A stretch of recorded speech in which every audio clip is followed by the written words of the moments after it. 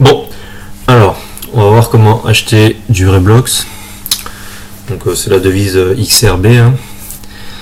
Alors pour ça, il va nous falloir un exchange qui le vende, en fait, une plateforme qui vend cette crypto-monnaie. Donc BitGrail, c'en est une. Alors, donc, le Reblox, il ne s'achète pas encore avec des dollars et des euros, il s'achète qu'avec du Bitcoin ou de l'Ethereum. Donc du coup en fait il va falloir qu'on achète aussi une de ces deux cryptos, donc par exemple du Bitcoin.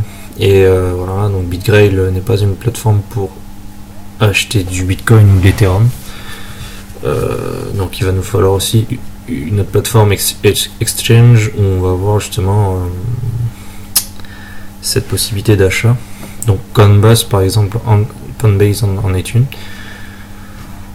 Ou Bitstamp, en tout cas il en faut une. Voilà, donc tu vois le problème en gros c'est que j'ai mon truc en attente.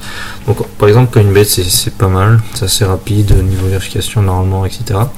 Mais là donc pour la vérification de l'identité, je te conseillerais en fait d'utiliser l'application mobile en fait, parce que tu vas pouvoir prendre en photo beaucoup plus facilement tes pièces d'identité qu'avec ta webcam qui ne fonctionnera jamais, sera jamais assez précis, ils te rejetteront toujours ta demande.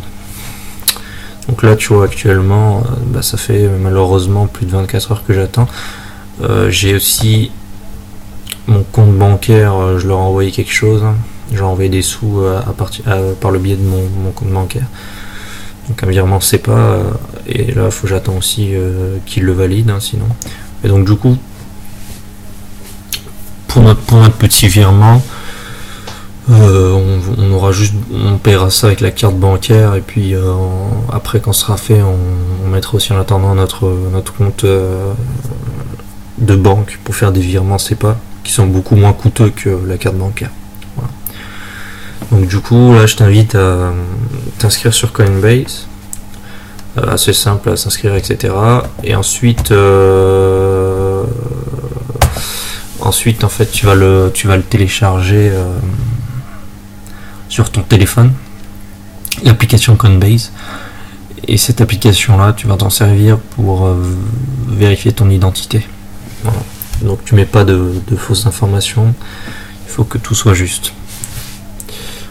Voilà, bon, j'espère que tu as bien compris, et puis on va continuer et on va attendre déjà d'être validé, et ensuite je ferai une autre vidéo justement pour expliquer comment acheter les bitcoins et les échanger, etc. Parce que là du coup ça n'a aucune utilité que je le dise maintenant. Voilà.